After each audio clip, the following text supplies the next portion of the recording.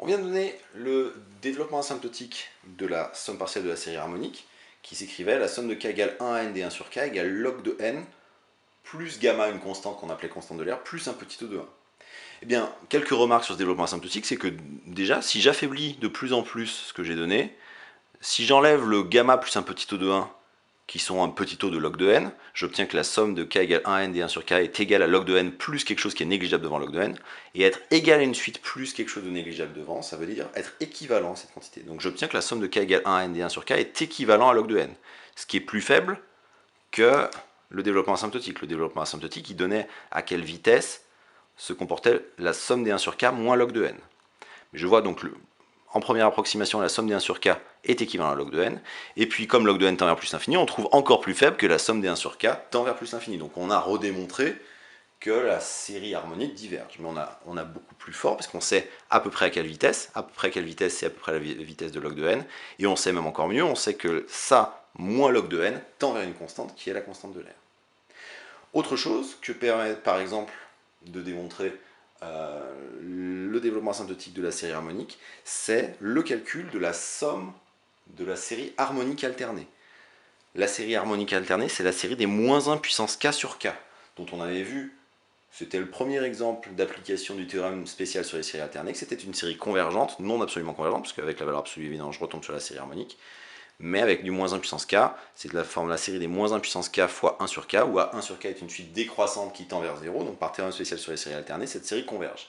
Mais on ne connaît pas la valeur de la somme de la série. Eh bien, on va calculer la somme de la série grâce au développement asymptotique de la série harmonique. Alors, comme dans la plupart des cas, quand je veux calculer une somme de série, il faut que je revienne à la somme partielle, que je fasse des manipulations sur la somme partielle, jusqu'à avoir une simplification suffisamment simple pour calculer la limite des sommes partielles. Donc je passe à la somme partielle de la série harmonique alternée. Donc pour tout n, j'écris la somme de k égale 1 à n des moins 1 puissance k sur k. Et l'astuce va être, astuce qui est plus ou moins naturelle, va être de séparer selon si k est pair ou k est impair. Pourquoi? Parce que si k est pair, moins 1 puissance k vaut 1, et si k est impair, il vaut moins 1. Donc j'obtiens que cette somme vaut la somme de k égale 1 à n des 1 sur k pour les k pairs, avec un plus devant, moins, parce que les moins 1 puissance k vaudront moins 1 si k est impair, moins la somme de k égale 1 à n des k impairs des 1 sur k. Alors il se trouve que je vais me préparer au changement d'indice en disant que si k est pair, k s'écrit sous la forme 2m. Donc là j'ai la somme sur les k pairs, la somme sur les k impairs, j'aimerais bien n'avoir qu'une seule des deux sommes qui apparaissent, et la somme sur les k pairs. L'idée va consister à dire que la somme des 1 sur k pour les k impairs, c'est la somme des 1 sur k sur toutes les valeurs possibles, moins la somme des 1 sur k sur les valeurs paires. Donc je remplace la somme de k égale 1 à n des k impairs des 1 sur k par la somme des 1 sur k de k égale 1 à n, moins la somme des 1 sur k pour les k impairs. Pourquoi? Parce que 1 sur 1, plus 1 sur 3, plus 1 sur 5, plus 1 sur 7, etc. ça fait 1 sur 1, plus 1 sur 2, plus 1 sur 3, plus 1 sur 4, plus 1 sur 4, 5, plus 1 sur 6, plus 1 sur 7, moins 1 sur 2, moins 1 sur 4, moins 1 sur 6, etc. Ce qui donne, après avoir fait attention avec les deux moins dans la parenthèse, deux fois la somme partielle en ne prenant que les termes pairs, moins la somme partielle de la série harmonique. Et là, je vais pouvoir faire un changement d'indice, en disant que quand k parcourt tous les indices pairs entre 1 et n, ça veut dire que k peut s'écrire 2m, où m parcourt tous les entiers entre 1 et n sur 2, et donc, comme il est entier, entre la partie entière de n sur 2. Ce qui veut dire que ce changement d'indice k égale 2m donne 2 fois la somme de m égale 1 à la partie entière de n sur 2 de 1 sur 2m, moins la somme de k égale 1 à n des 1 sur k.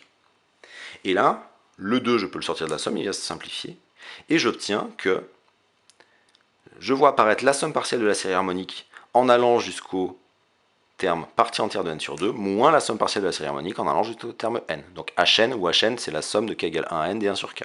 Et donc h, partie entière de n sur 2, c'est la somme de k égale 1 à partie entière de n sur 2 de 1 sur k. Et là, j'utilise le développement asymptotique de la série harmonique en disant que quand n tend vers l'infini, hn, c'est log de n plus gamma plus un petit o de 1, et que comme n tend vers l'infini, partie entière de n sur 2 tend aussi vers plus l'infini, et donc h partie entière de n sur 2, ça vaut log de partie entière de n sur 2 plus gamma plus un petit o de 1. Alors attention, les petits o de 1 ils ne se simplifient pas, hein. Un petit o de 1 moins un petit o de 1, ça reste un petit o de 1. En revanche, les gamma simplifient, j'ai un plus gamma moins gamma, et puis j'ai un logarithme de partie entière de n sur 2 moins log de n, que je vais rassembler dans le même logarithme. Et donc j'obtiens que ma somme partielle, elle vaut logarithme de partie entière de n sur 2 sur n, plus un petit o de 1. Reste à voir comment se comporte ce logarithme quand n tend vers l'infini. Sauf que la partie entière de n sur 2 est équivalente à n sur 2 quand n tend à l'infini. Ça, c'est en vertu de l'équivalent usuel partie entière de x est équivalent à x quand x tend vers plus l'infini, qui vient de l'encadrement de la partie entière de x. On sait que la partie entière de x est plus grande que x-1 et plus petite que x. Et donc en divisant tout par x et en utilisant un théorème des gendarmes, on obtient que la partie entière de x est équivalente à x quand x tend vers plus l'infini. Donc si je l'applique avec n sur 2 qui tend bien vers plus l'infini, j'obtiens ça. Ce qui veut dire que la partie entière de n sur 2 sur n est équivalent à n sur 2 sur n, donc ça tend vers 1,5. Je compose la limite par le logarithme et j'obtiens que le logarithme tend vers log de 1,5, c'est-à-dire vers moins log de 2. J'obtiens finalement que la somme partielle de ma série harmonique alternée vaut moins log de 2 plus un petit O de 1, puisque ça tend vers moins log de 2, donc c'est moins log de 2 plus un petit O de 1, plus encore un petit O de 1. Et donc j'obtiens bien que la somme partielle tend vers moins log de 2, ce qui donne bien, d'une autre façon, sans utiliser le théorème spécial sur la série alternée, que la série des moins 1 puissance k sur k converge, et d'autre part, que la somme de la série vaut moins log de 2.